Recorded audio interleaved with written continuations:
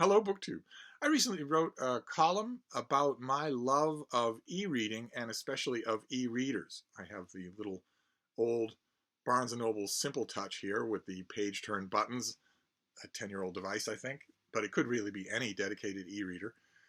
And as in that column, as usual, when it comes to print newspapers, I ran out of space before I ran out of things to say. So I thought for this video, I would go over some of the points that I made of why I love my e-reader, regardless of what e-reader it is, and add a few more points. And the point that I started with is really more remarkable than it's often given credit, which is that these things are always improving. There's an actual competition between the handful of manufacturers who make popular e-readers to make them better every time they come out with a new one. To put it mildly, that's not the case with print and paper books, where year after year after year, the print quality, the binding quality, the paper quality gets worse while the price goes up. The price goes up incrementally with entry-level or even more elaborate e-readers, but nowhere like as much. And the future-proofing, the usage, is a whole lot longer. A modern paperback, the print and paper paperback in a bookstore, will almost certainly crack and crease on you after one reading. Whereas your e-reader, your little e-reading device, no matter what kind it is, no matter how old it is, no matter how vintage it is, will not look any different from one book to the next, from 100 books to the next. So that's not a small thing. The manufacturers are in the news right now because Amazon has just released the newest version of their bog standard entry-level basic Kindle. Although they're not calling it basic, and as well they shouldn't, because it's a remarkable device. It's would have been easily the top of anybody's line of manufacturing even 5 years ago. But the standards, the quality of these things has increased so much that it is now the entry-level Kindle, and the other Kindles only get better from there. That's just going to keep happening, and that's not something that we should discount. That's not a small thing. No one in 2023 or 2024 is going to create a dedicated e-reader with a reading resolution on the screen that is anything like the one in 2012 or 2002. No one is going to do that. That's never going to happen. The standards, that model would not sell, because although these things are portals to books, they are also tech devices, so they have to keep improving. So that's number one. The second reason that I love my e-reader is that it's non-judgmental, and it prevents the judgment of others. There's no such thing as an antique or calf-bound or collectible or gilt-edged e-reader. They all are just sort of, I think intentionally, sort of ugly-looking devices. They are blunt little plugs of utility, which means that you are exempted from that whole world. You're exempted from the whole world of people checking editions, or maybe judging you for additions or for appearance. All of that element is removed, both on the part of other people who might use it against you and also on your own part. You automatically stop thinking about it when you're dealing with an e-reader, and that's really nice. And when we're talking about what the books actually look like, what the books are actually like on an e-reader, that brings us to another reason why I love them, which is that they are helpful. A print and paper book is only as helpful as it already is. It's frozen in place, and it, so to speak, doesn't know you're there. So if you're reading Bram Stoker's Dracula in a print version, and you come across a term that you don't know, which could easily happen, right? Dracula is 100 years old, more than 100 years old, and Stoker was writing in the idiom of his day. You could easily come across a term you don't know.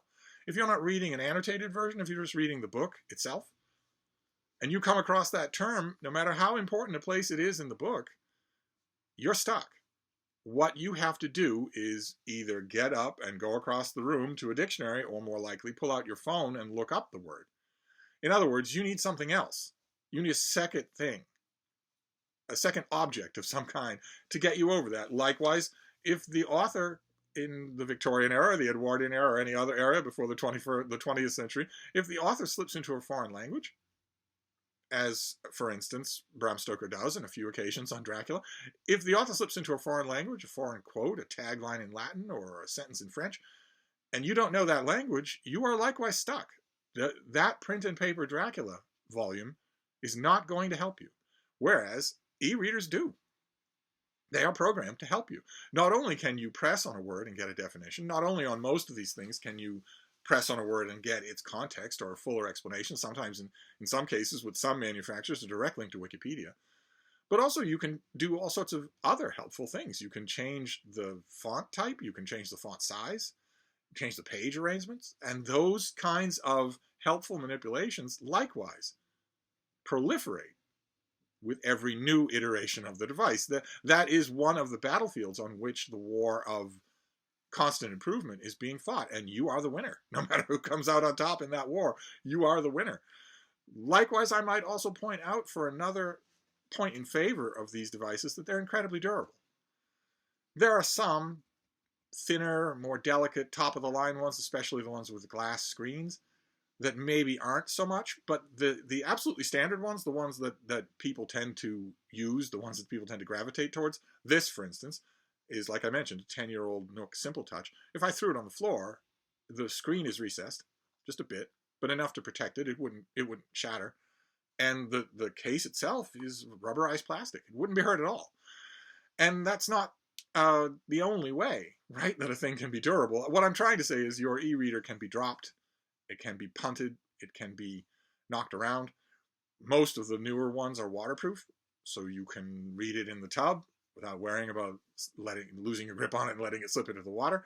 Whereas, if you're reading a print and paper version of a book in the tub and it slips into the tub, I've done that on many, many occasions. And usually, no matter how hopeful you are at first, the book is lost. Usually, that's true. You might be able to dry it off with a hairdryer or put it in the freezer or whatever home remedy you prefer, but it's never going to go back to being the book that you had. You're eventually going to get a second copy. Not true with an e-device, with an e-reading device. They most of them are waterproof. They don't tear. They don't stimple. They don't gather any kinds of things like that at all. The device itself might get a nick or a scuff, but the books are exempt. They are in another world. And in terms of being in another world, we might move on to another quality in favor of e-readers, which is that they're always there. They're not somewhere else. They're so handy, quite literally. They're manufactured to fit in the palm of a hand. They're so handy that they're always there. Most of them, especially if you keep an eye on secondhand or refurbished markets, are incredibly cheap for what you can use them for, and for how long you can use them, for how long they last, and for how little maintenance they need. They're incredibly cheap, which means you could easily buy one that would work just fine for your nightstand and another one for your daily bag. And that's it.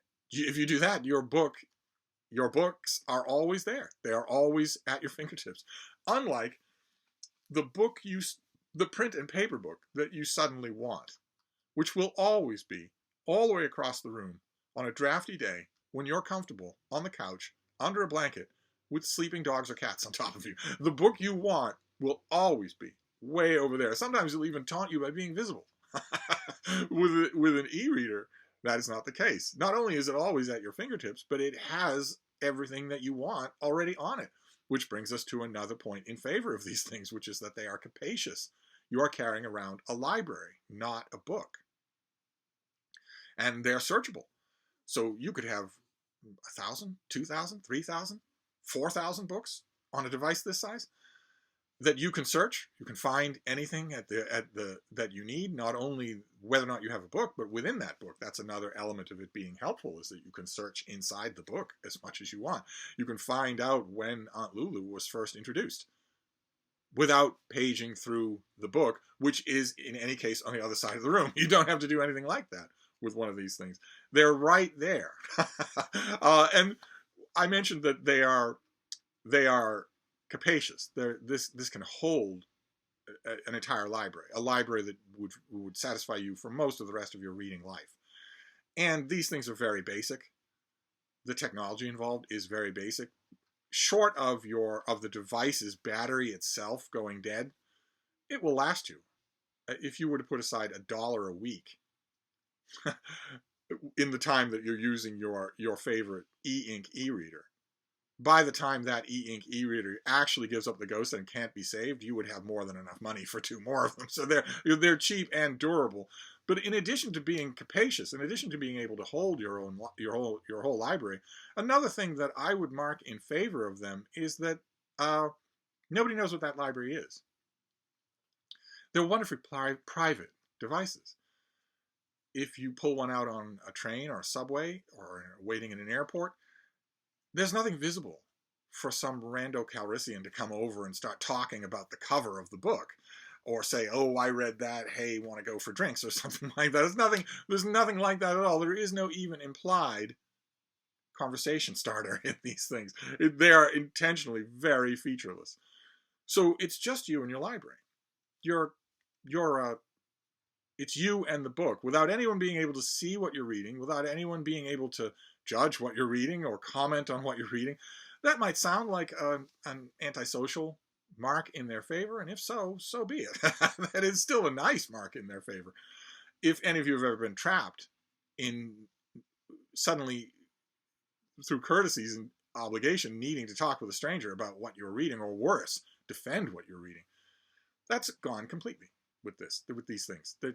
It's not there at all.